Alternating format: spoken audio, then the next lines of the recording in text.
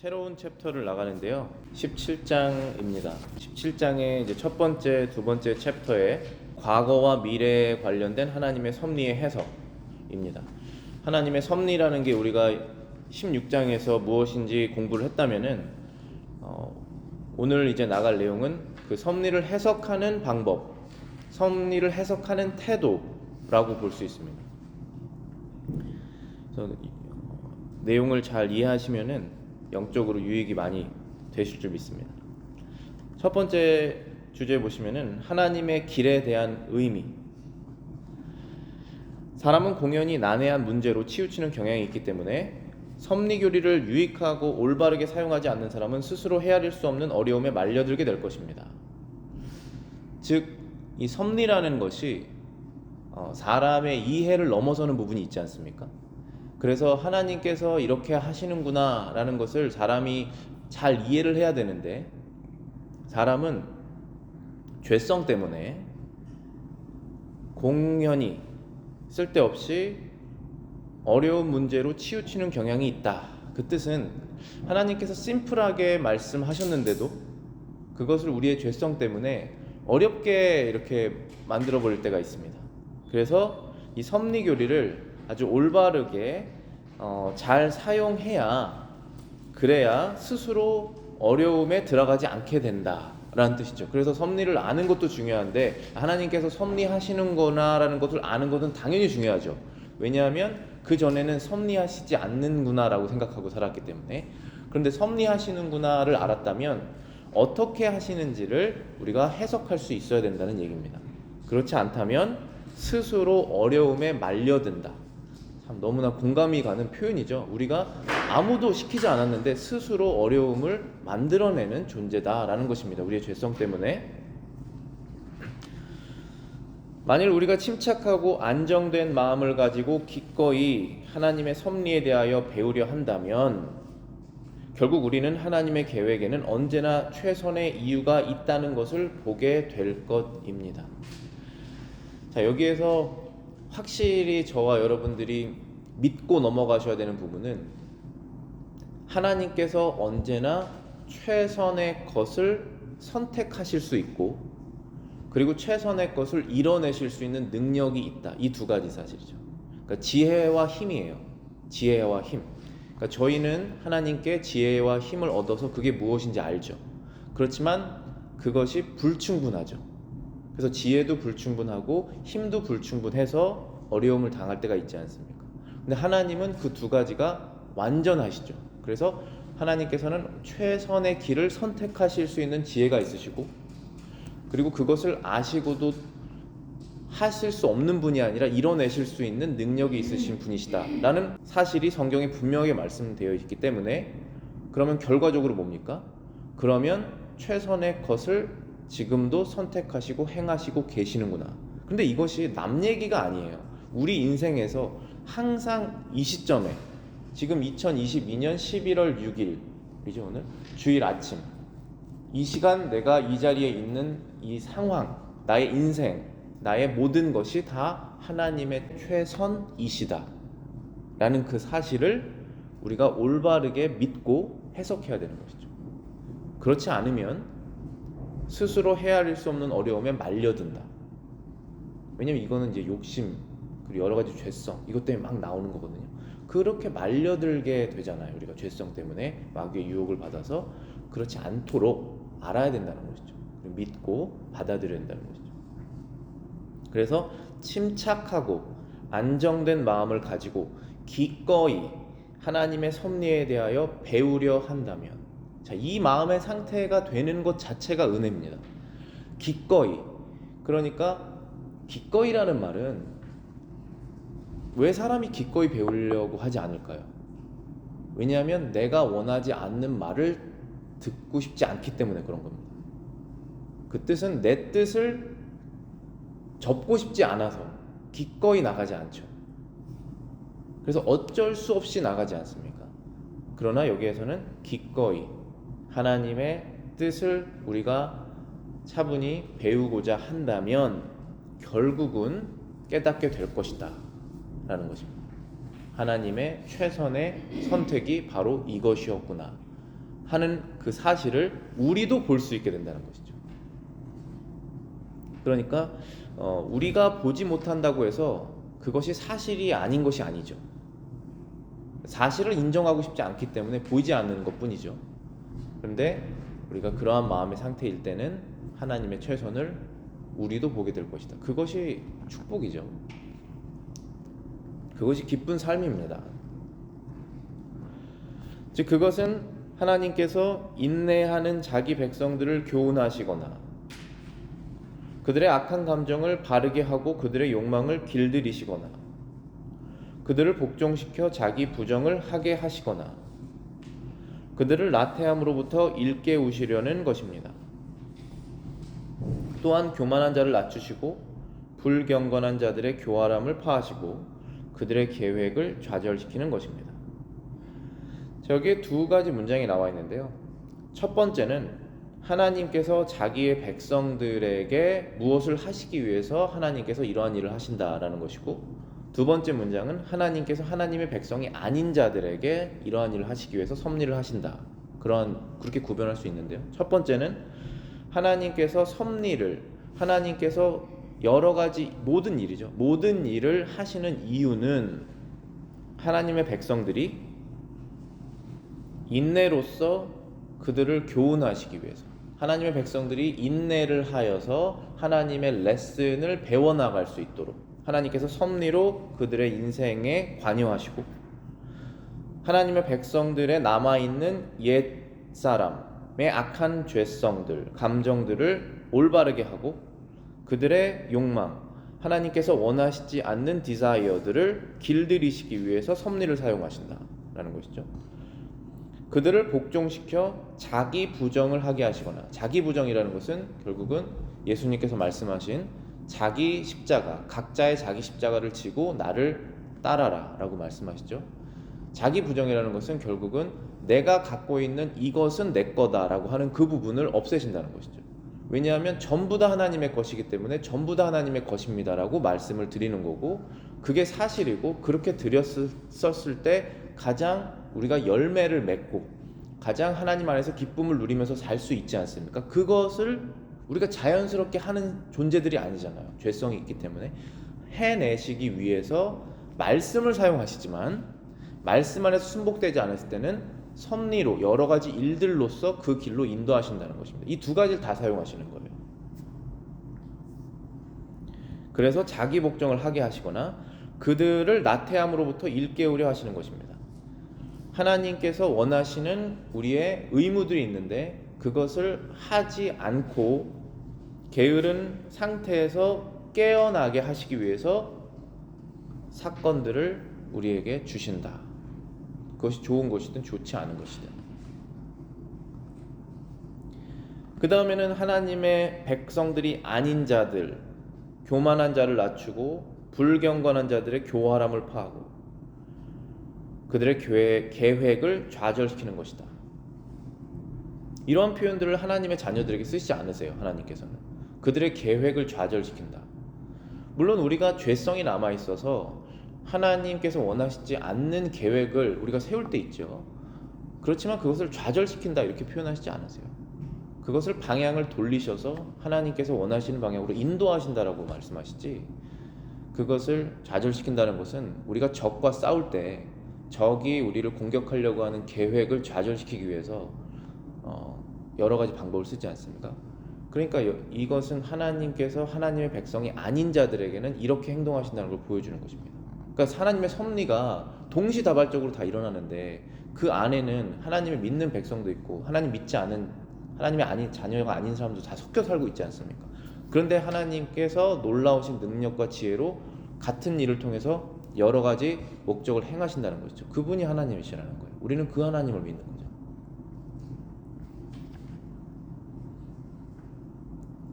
그 다음 문장입니다. 그러므로 하나님의 섭리의 원인들이 우리에게 숨겨져 있고 우리의 관점과는 동떨어져 있을지라도 우리는 그 원인들이 틀림없이 하나님 안에 놓여 있다는 것을 주장해야 합니다.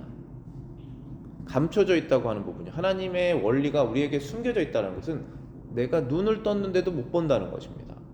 지혜가 부족하거나 하나님을 인정하고 싶지 않은 마음이 있거나 그런 죄성이 있거나 그래서 못 보는 거죠. 그렇더라도 이 사건이 일어난 원인은 틀림없이 하나님께 있다. 그것은 그분의 선택이고 최선이다 라고 하는 고백을 믿는다는 것이 섭리를 믿는다는 것입니다. 믿거나 믿지 않거나 섭리는 존재하고 하나님께서 늘 그렇게 역사하고 계시죠. 그러나 우리가 인정하지 않을 뿐이고 못 볼 뿐이죠. 그렇기 때문에 이제는 알았다면 인정하고 못 본다면 못 봐도 맞다라고 말을 해라라는 것입니다. 그것이 사실이기 때문에 그게 하나님의 섭리를 이해하는 태도입니다. 그러면 여러분들이 영적인 유익을 얻으실 거예요. 실제적인 문제들이 해결될 것입니다. 왜냐하면 그것이 문제를 해결하시는 하나님을 인정하는 방향이기 때문에. 시편 40편 5절입니다. 여호와 나의 하나님이여 주께서 행하신 기적이 많고 우리를 향하신 주의 생각도 많아 누구도 주와 견줄 수가 없나이다. 내가 널리 알려 말하고자 하나 너무 많아 그 수를 셀 수도 없나이다.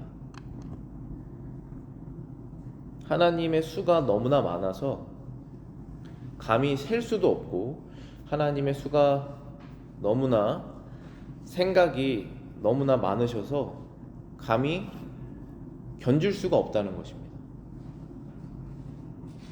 그러나 하나님께서는 언제나 최고의 수로 우리의 인생을 인도하고 계시다. 그 다음에 여러 가지 이제 문장 중에 실제적인 예를 칼빈이 든 것을 제가 몇 개 적어봤습니다. 5번째 문장입니다. 우리는 사람이 병을 가지고 태어나는 것을 마치 하나님이 무자비하게 아무런 잘못 없는 사람을 이런 식으로 벌하신 것으로 한탄하지만 그리스도는 우리의 눈이 순결하다면 이러한 불가사의에서도 하나님의 영광이 빛나고 있음을 보게 될 것이라고 증거하십니다. 요한복음 9장 1절부터 3절입니다. 예수께서 길을 가실 때에 날 때부터 맹인된 사람을 보신지라. 제자들이 물어 이르되 랍비여 이 사람이 맹인으로 난 것이 누구의 죄로 인함이니이까? 자기이니이까? 그의 부모이니이까? 예수께서 대답하시되 이 사람이나 그 부모의 죄로 인한 것이 아니라 그에게서 하나님이 하시는 일을 나타내고자 하심이라. 여기서 5번 문장을 다시 보시면은 사람이 병을 가지고 태어나는 것을 사람들이 일반적으로 말하기를 마치 하나님이 자비가 없이, 무자비라는 단어를 썼죠. 자비가 없이 아무런 잘못이 없는, 즉 이노센트한 사람이라는 거죠. 아무런 잘못이 없는 사람을 이런 식으로 벌하셨다라고 한탄한다라는 것은 하나님께 잘못이 있다라고 말하는 거죠. 잘못이 있다라고 말하는 것은 지혜가 부족해서 이런 결정을 잘못 내렸다라고 하나님께 우리가 훈계를 하는 태도인 거고, 사랑이 부족해서 이런 식으로 했다라고 하나님을 정죄하는 태도잖아요. 그러나 사랑도 지혜도 우리는 하나님 근처에 갈 수가 없는 존재잖아요. 그러니까 그 태도가 잘못됐다라고 예수님께서 알려주시는 거예요. 순결하지 않다는 거죠, 우리의 눈이. 여기에 칼빈의 해석으로는 그리스도가 이 말씀하신 것은 우리의 눈이 순결하다면, 영적이라면 이러한 불가사의, 이해할 수 없는 사건 속에서도 아버지의 영광이 빛나고 있음을 보게 될 것이다 라고 예수님께서 증거하셨다는 것이죠. 그래서 말씀하시기를 누구의 잘못도 아니고 하나님이 하시는 일을 나타내시기 위해서 그런 상황을 허락하신 것이다. 물론 병은, 그리고 죽음은, 사고는, 자연재해는 아담과 하와가 선악과를 먹은 다음부터 시작이 됩니다. 그전에는 에덴 동산에 그런 것이 없어요. 그래서 결국은 따지고 올라가면 우리의 죄 때문에 그런 일이 일어나는 것이잖아요. 그렇지만 어떤 특정 사건을 가지고 누구의 죄 때문에 이렇게 됐느냐라고 그것을 알아내려고 하는 것도 알 수도 없을 뿐더러 하나님의 수가 너무나 많으신데 그것을 알아내려고 하는 근본적인 이유는 블레임을 하려고 알아내려고 하는 것이거든요. 근데 그 블레임이 자칫 잘못하다가는 하나님께로 가게 됩니다. 근데 거의 대부분 그래요. 왜 알고 싶으냐 하면 순종하고 싶어서 알고 싶은 것이 아니라 내 화를 어디다 풀어내고 싶어서 알고 싶은 겁니다. 우리가 그것을 구분을 해야 돼요. 사회 현상도 마찬가지예요. 사회 현상도 어떠한 일이 발생됐어요. 잘 해결해서 다음엔 일어나지 않게 하자라면 올바른 사고방식이에요. 근데 사람이 올바른 사고방식을 갖고 있느냐? 그렇지 않습니다. 하나님의 은혜가 없으면 항상 올바르지 않는 사고방식을 갖고 있습니다. 그래서 올바른 사고방식처럼 자신을 포장하지만 사실 들춰보면 다 똑같아요. 그걸 하나님께서 아시는 거죠. 그래서 우리가 한마디도 할 게 없다라는 거예요. 하나님 앞에. 그 사회적인 현상도 누구를 블레임할 사람을 찾아서 결국은 또 다른 피해자를 만드는 거죠. 우리는 그런 걸 원하지 않는 거예요. 우리는 여기에서 요한복음에서도 말씀하셨듯이 하나님의 영광이 드러나는 것을 원하는 것이지 내가 죄인이 아니다라는 사실을 밝혀내고 싶지가 않은 것입니다. 왜냐하면 어차피 죄인인데 그 얘기를 해서 뭐합니까? 하나님께서 원하시는 영광스러운 방법이 무엇인지를 알고 싶은 거예요. 그래야 그것이 살 길이니까. 나도 살고 저 사람도 사는 것입니다. 그 대화를 해야 되죠. 이게 그런 식으로 대화를 하다 보면은 가정의 문제가 해결되고 사회의 문제가 넓게는 국가의 문제가 해결되는 방향으로 가는 것이지, 이 제자들이 지금 블레임을 하는 방식으로는 되지 않는다. 하나님의 영광을 너희들이 봐야 된다 라고 말씀하시는 것이죠. 6번입니다. 따라서 우리는 온전한 정신을 가지고 하나님께 그 이유를 우리에게 설명해 달라는 식으로 때를 쓰지 말아야 하며 하나님의 뜻을 가장 참되고 정당한 원인으로 생각하며 그분의 은밀한 심판을 경외해야 할 것입니다. 제가 이 칼빈 기독교 강요를 중요한 내용들을 이렇게 옮겨서 부드럽게 말체도 이렇게 바꾸고, 번역체니까 아무래도 그렇게 하기는 하는데요, 순화시키는 게 많아요. 표현이 엄청 강해요. 여러분들 이해하기 쉽게 하는 것도 있고 말도 순화하는 것도 있습니다. 그러니까 하나님께서 우리에게 하나님의 섭리에 대한 이유를, 이 일이 일어나는 것에 대한 이유를 꼭 설명해 주셔야 되는 분처럼 때를 쓰지 말으라는 것이죠. 이해할 수도 없고 사실은 완전하게 그렇게 해주실 이유도 없는 것이죠. 물론 하나님께서는 냉정하신 분이 아니세요. 사랑이시잖아요. 사랑이 많으신 분도 아니고 사랑이시라고 그러잖아요. 그러니까 사랑의 아버지께서 자녀들을 훈계를 하시면서 때때로 설명을 하실 때가 있고 때때로 넘어가실 때가 있잖아요. 그것은 그 사랑이 많으신 하나님과 지혜가 많으신 하나님께서 결정하실 일이지, 아직 때가 안 됐는데 그것을 계속 알려달라고 하면 그것은 때를 쓰는 것이 되기 때문에 그것을 인내로, 신뢰로 넘어가는 것이죠.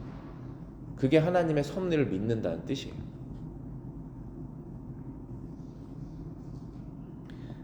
Secret Judgment라는 표현을 은밀한 심판이라고 해석을 한 건데요, 알려지지 않았다는 것입니다. 하나님께서 우리에게 드러내시지 않은 심판을 경외, 두려움을 가지고 존경의 대상으로 경외심을 가지고 바라봐야 된다라는 것입니다.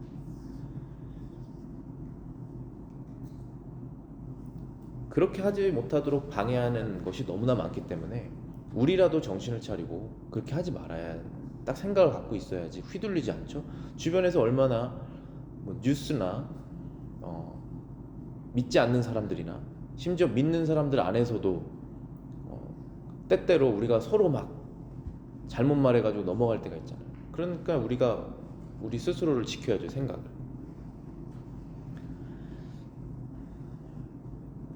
7번입니다. 우리는 세상의 혼란한 일들이 우리의 이성을 빼앗을 때에도 하나님은 그의 공의와 지혜의 순결한 빛에 의해서 이러한 활동들을 올바른 목적을 위해 최선의 질서 속에서 조절하고 통제하신다는 것을 추론해야 합니다. 우리는 알지 못하는 문제들에 대해서 성급한 판단을 내리는 어리석은 일을 하지 말고 마땅히 경외해야 할 하나님의 감추어진 심판을 모욕하지 말아야 합니다. 정신이 없어진다는 거죠. 이성을 빼앗는다. 세상의 여러 가지 혼란한 일, 뉴스도 사실 그렇고 그럴 때 정신을 빼앗기지 않고 하나님의 질서 속에서 하나님께서 일을 하고 계시다 라는 사실을 우리가 믿고 성급한 판단으로 헤아릴 수 없는 어려움에 말려들지 말고 하나님의 감추어진 심판을 경외하자라는 것입니다. 그럼 경외하지 않는다면 모욕하는 꼴이 되는 것이잖아요. 마치 하나님께서 능력이 없는 것처럼 제가 행동하는 거잖아요. 마치 하나님께서 지혜가 없는 것처럼 우리가 행동하는 거잖아요. 마치 하나님께서 사랑이 없는 것처럼 내가 행동하는 거죠. 그럼 그때는 우리가 원하지 않지만 위선자의 모습으로 생활할 수밖에 없는 거. 그게 우리가 조심해야 되는 거지. 다른 사람이 우리에게 뭐라고 말하는 걸 그거를 조심하지 마시고 나의 생각이 어떠한 행동을 하고 있는지, 나의 생각을 통해서 내가 어떠한 행동을 나가고 있는지, 그거를 계속 우리가 생각하다 보면 그때부터 변화가 일어나요. 하나님 안에서 내가 바뀌고. 그 다음 장 넘어가 보실게요. 두 번째 이제 주제는 하나님의 법을 경외하는 마음으로 지켜봐야 한다. 첫 번째 문장입니다. 하나님의 섭리를 올바르고 유익하고 고찰할 수 있는 사람들은 오직 자신의 모든 일들이 이 우주와 자신의 창조자이신 하나님과 함께한다는 것을 믿고 하나님을 두려움과 경외하는 마음으로 그분 앞에서 자신을 겸손히 순복시키는 사람들 밖에 없습니다. 즉 반대로 말하면 하나님의 섭리를 올바르게 그리고 유익하게 자신에게 득이 되게 생각할 수 있는 사람들은 누구밖에 없는데 그 사람들 이외에는 아무도 없다라는 것입니다. 근데 그 사람들은 누구냐 하면 자신을 겸손히 하나님 앞에서 순복하는 사람들이다 라는 것입니다. 근데 그 사람들은 어떻게 하나님 앞에서 자신을 순복하냐 하면 자신의 삶에서 일어나는 모든 일들이 다 이 우주를 만드시고 자기 자신을 만드신 이 하나님과 계속적으로 관계가 있다라고 하는 사실을 믿고 그리고 하나님을 두려움과 경외심을 가지고 그분 앞에서 그것을 인정하는 사람들, 겸손히 그것을 받아들이고 인정하는 사람들은 그제서야 하나님께서 내 인생에 일하시는 그 일들을 보고 올바르게 해석할 수 있다는 거죠. 그래서 유익을 얻는 것입니다. 그렇지 않으면은 유익이 없다라는 거예요. 여러분들이 하나님께서 늘 여러분들의 인생에 일을 하셨는데 그 부분이 많이 우리가 유익을 못 얻었다면 이 부분을 겸손히 우리가 하나님 앞에 순복했었는지를 다시 돌아보면서 고치면 되는 것이죠. 그러면 우리가 유익을 더 많이 얻게 되는 삶을 사는 것입니다. 다음 문장입니다. 섭리의 교리를 공격하는 개와 같은 많은 사람들이 있는데 이는 그들 자신의 이성이 규정한 것 이외에는 아무것도 하나님께 합당한 것으로 보기를 원치 않기 때문입니다. 이 부분도 제가 좀 순화한 부분인데요. 짓는다, 물어뜯는다 이런 표현을 썼어요. 그게 뭐냐면은 사람이 하나님의 섭리에 대해서 겸손하게 순복하지 않는 상태에서는 이렇게 개처럼 말하자면 지저댄다 이런 표현을 쓴 건데요. 왜 그러한 일을 계속 하고 있느냐 하면 사람이 내 생각에라는 거예요. 내 생각에 자신의 이성이라는 게 어려운 표현으로 자신의 이성 이거지만 내 생각에 이거잖아요. 내 생각에 합당한 것만 하나님이 해야 된다. 내 인생에 그거거든요. 내 생각에 하나님이라는 존재는 이렇게 해야 된다. 근데 그렇게 되지 않죠. 왜냐하면 내 생각대로 내 삶은 흘러가지 않잖아요. 그러면 그때 하나님의 섭리를 공격하는 것이죠. 없다라든지 아니면 잘못됐다라든지 섭리라는 것은 없다. 이렇게까지 가버릴 수도 있고 아니면 있다면 잘못된 것이다. 이렇게 가는 것인데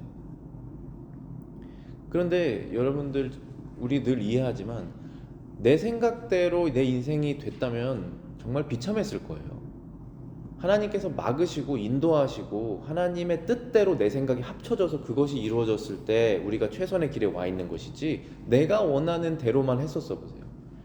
그럼 우리 정말 힘든 상황에 처했을 것입니다. 그렇기 때문에 우리는 하나님의 섭리에 우리를 겸손히 순복하게 되는 것입니다. 그리고 그 섭리에서 유익을 얻게 되는 것이죠. 섭리를 올바르게 생각하면서. 다음 세 번째 문장입니다. 만일 그들이 세상에 일어나고 있는 사건 하나하나가 하나님의 측량할 수 없는 계획에 의하여 통제된다는 것을 인정하지 않는다면 성경은 왜 하나님의 판단은 깊은 시면과도 같다고 했는지 대답해 보도록 해보십시오. 시편 36편 6절. 주의 의는 하나님의 산들과 같고 주의 심판은 큰 바다와 같으니이다.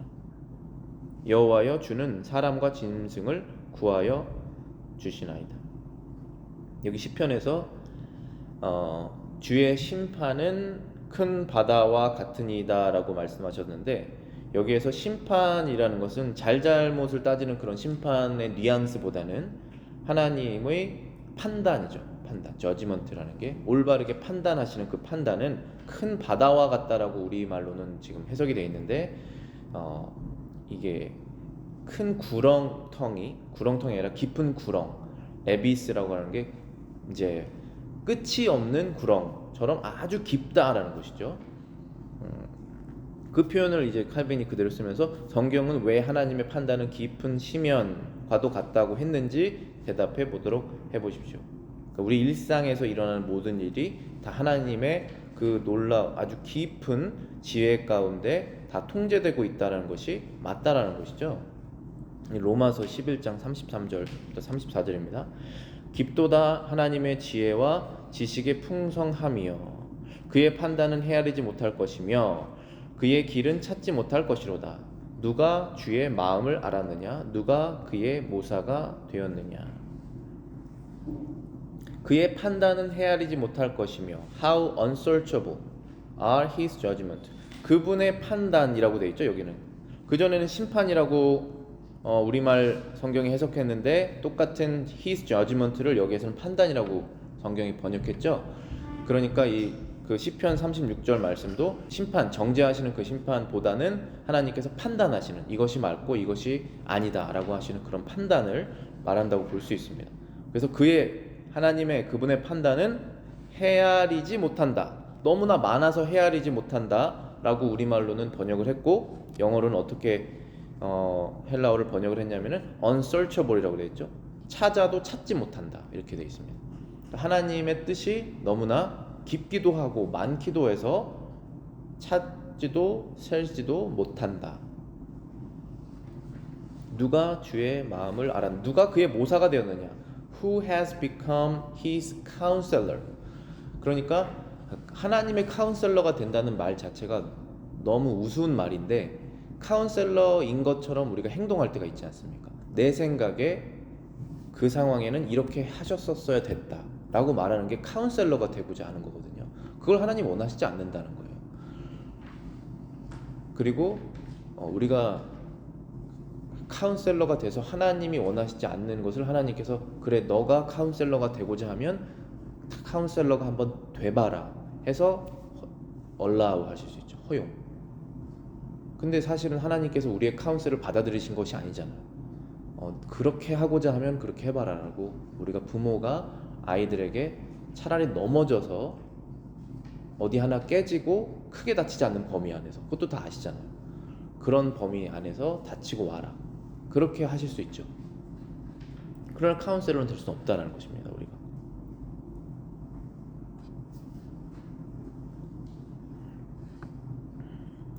네 번째 문제입니다. 계시된 하나님의 말씀은 그의 택한 백성들이 이해할 수 있도록 성령으로 조명하시기 때문에 여기에는 더 이상 심연은 없고 오히려 그들이 안전하게 걸을 수 있는 길과 발을 인도하는 등불입니다.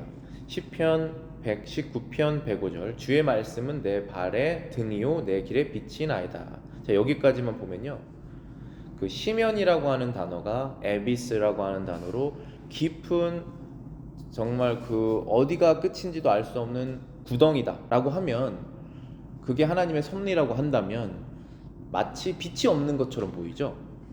그런데 믿지 않는 사람들에게는 하나님의 섭리가 마치 이런 거예요. 그래서 언제 어디서 뭐가 나올지 모르는 거예요. 정말 불을 다 껐는데 여기에서 치고 저기에서 쳐보세요. 그러면 뭐가 뭔지도 모르면서 팍팍팍 맞으면서 얼마나 불안하고 두려운 삶이겠어요. 그게 하나님을 두려워야 돼야 되는데 사람들이 하나님을 두려워하지 않는 사람들이 일어나는 현상이에요. 생각이에요. 마음의 상태예요. 늘 두려운 것입니다. 불안한 것입니다. 어디에서 뭐가 터질지 모르기 때문에. 그런데 시편 109편 105절에 보면 주의 말씀은 내 발의 등이요 내 길의 빛이나이다 라고 말씀하셨죠. 하나님의 섭리와 하나님의 말씀은 우리에게 빛이에요. 어두움이 아니라 예상하지 못하는 그런 랜덤하게 막 우리에게 다가오는 사건 사고나 그런 것이 아니라 우리의 길을 여러 가지 하나님의 섭리적인 상황들로 하나님의 길로 인도해 나가시는 빛이죠. 오히려 그래서 하나님을 믿는 사람들에게는 하나님의 섭리와 하나님의 말씀이 우리의 길을 인도하시는 아주 밝은 그리스도의 빛이라는 거예요. 그런데도 불구하고 왜 시면 에비스라는 단어를 썼냐 하면 그래도 모르는 것이 있기 때문에 그렇다는 것이에요. 그래도 하나님께서 하시는 섭리를 믿는 사람이 좋은 것인 줄 알고 올바른 것인 줄 알지만 다 헤아릴 수 없기 때문에 그 정도로 깊기 때문에 에비스라는 단어를 쓴 것이다. 그 표현을 하는 것이 부적당하지 않다. 그러니까 정당한 것이다. 그렇게 하는 것이 맞다. 빛이면서도 아주 깊으니까 어두운 것처럼 느껴지는 그런 면도 있다. 이렇게 말하는 것이죠.